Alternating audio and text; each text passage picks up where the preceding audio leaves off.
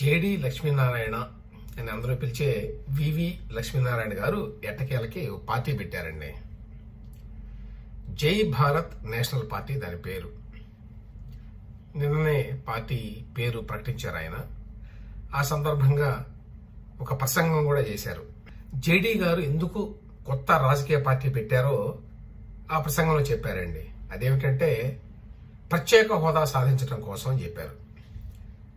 చంద్రబాబు నాయుడు గారు ప్రత్యేక హోదా వద్దు, ప్యాకేజీ ముద్దు అని చెప్పి అన్నారని, జగన్మోహన్ రెడ్డి గారు వచ్చి మెడలో ఉంచుతారని చెప్పి అన్నారని, అలాగే జనసేన నాయకుడు పవన్ కళ్యాణ్ వచ్చి తలలు తెగినా సరే ప్రత్యేక హోదా సాధిస్తాను అన్నట్టుగా మాట్లాడారని, అయినా వీళ్ళందరూ కూడా ఏమీ చేయలేదు ఈ విషయంలో.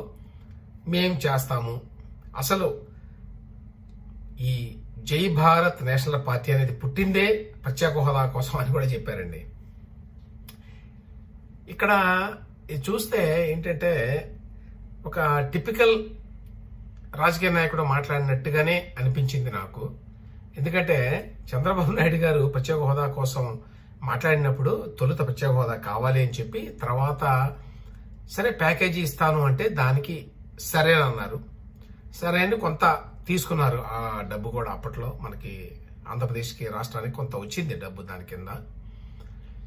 ఆ తర్వాత ఆయన మళ్ళీ మనసు మార్చుకొని మిగతా వాళ్ళందరూ అంటున్నారు కాబట్టి ప్రత్యేక హోదా కావాలి అని చెప్పి ఆయన కూడా ప్రత్యేక హోదా కావాలి, ప్రత్యేక హోదా ఇవ్వనందుకు గాను బీజేపీ నుంచి విభేదించి బయటకు వచ్చి దానివల్ల కొన్ని రాజకీయ పరమైనటువంటి మరి రిపర్కషన్స్ అన్నమాట, పరిణామాలు కూడా ఫేస్ చేసిన విషయం కూడా తెలుసు. మరి అవేమీ మాట్లాడలేదు.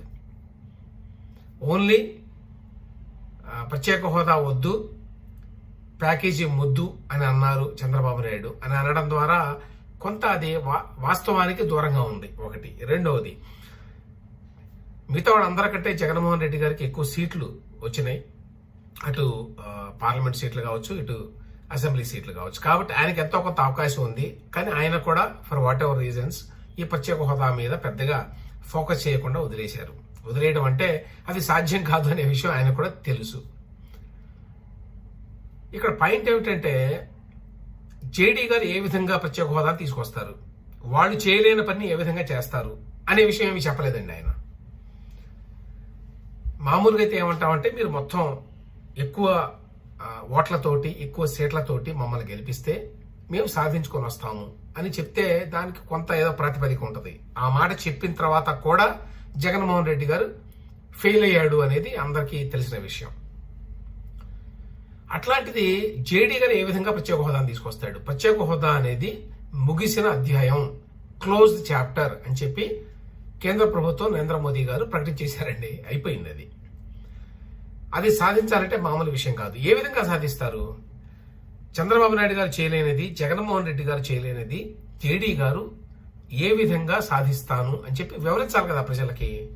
అదేమీ లేకుండా నేను తీసుకొస్తాను అంటే మిగతా వాళ్ళు చెప్పినట్టే మాటలే కదా, మాటలు ఎవరైనా చెప్పొచ్చు. ఏ విధంగా సాధిస్తారు ప్రత్యేక హోదాని?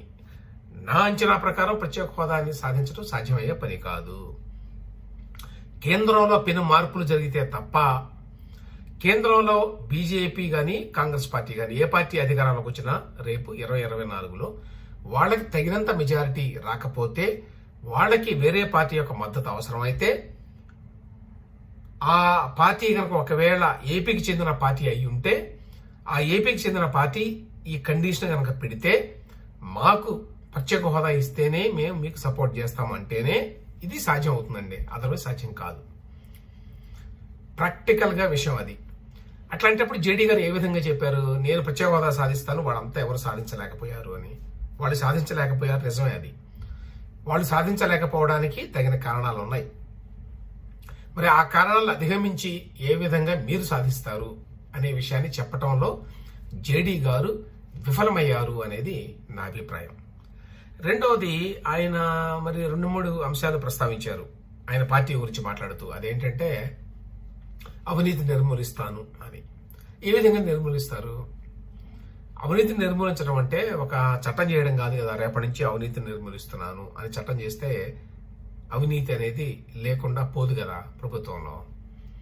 ఇదిగో ఫలానా విధంగా నేను అవినీతిని నిర్మూలిస్తాను అని చెప్పగలగాలి. గతంలో చంద్రబాబు నాయుడు గారు మొత్తం కూడా కంప్యూటరైజ్ చేసి, డిజిటలైజ్ చేసి, ఆన్లైన్ చేసి, ఇదిగో అవినీతిని కొంత తగ్గించవచ్చు అనేటువంటి భావంతో ఉండి, ఆ భావంతో కొన్ని పనులు కూడా చేశాడు ఆయన. అది ఎంతవరకు సఫలమైంది అనేది వేరే విషయం. అలా కాకుండా ఇదిగో ఏ విధంగా చేస్తారు. జగన్మోహన్ రెడ్డి గారు వచ్చిన తర్వాత అధికారంలోకి ఆయన మెడ్రాస్ ఐఐఎం అనుకుంటాను, వారికి ఒక ప్రాజెక్ట్ వర్క్ ఇచ్చాడు. ఏంటంటే ఈ రెవెన్యూ మిగతా డిపార్ట్మెంట్లో అవినీతి ఎక్కువ ఉన్నది కదా, దాన్ని నిర్మూలించాలంటే ఏమేం చేయాలి మీరు స్టడీ చేసి చెప్పండి అని. వాళ్ళు ఏం రిపోర్ట్ ఇచ్చారో తెలియదు. ఆ రిపోర్ట్ ని ఏ విధంగా అసలు అమలు చేశారా లేదా జగన్మోహన్ రెడ్డి గారు తెలియదు. అమలు చేస్తే ఒకవేళ ఏ విధంగా అవినీతి తగ్గింది అనేది తెలియదు. సో ఏదో ప్రయత్నాలు అయితే చేశారు వాళ్ళు. ఆ విధంగా జేడీ గారు ప్రభుత్వంలో అవినీతిని తగ్గించడానికి ఏ రకమైనటువంటి విధి విధానాలని రూపొందించారు అనే విషయం ఏమీ మాట్లాడాల ఆయన. నేను అవినీతిని నిర్మూలిస్తానని చెప్పి ఒక మాట మాత్రం చెప్పారు అంతే. అదే విధంగా ఆయన రకరకాల అంశాల్లో మాట్లాడారు.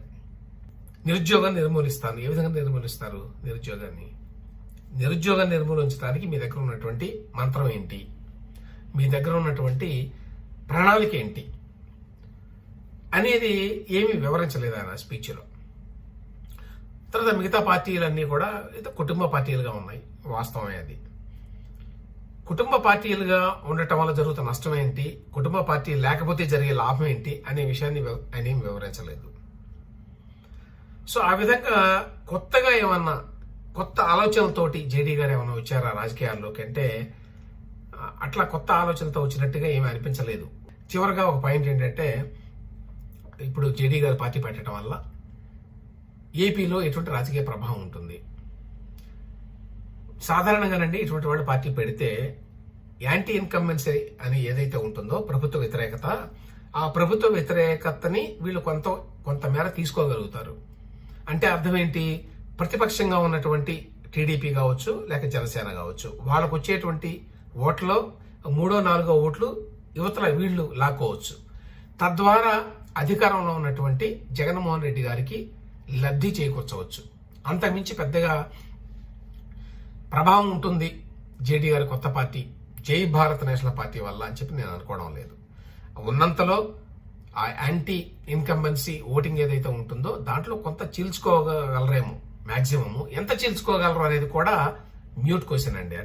ఎందుకంటే మిగతా ఇంతకుముందు పెట్టినటువంటి జయప్రకాష్ నారాయణ గారు కానివ్వండి, లేకపోతే గతంలో జనసేన కానివ్వండి, వాళ్ళకంటే ఎక్కువ ఓట్లు జేడీ గారు సాధించగలరా అనేది కూడా ఒక అనుమానం.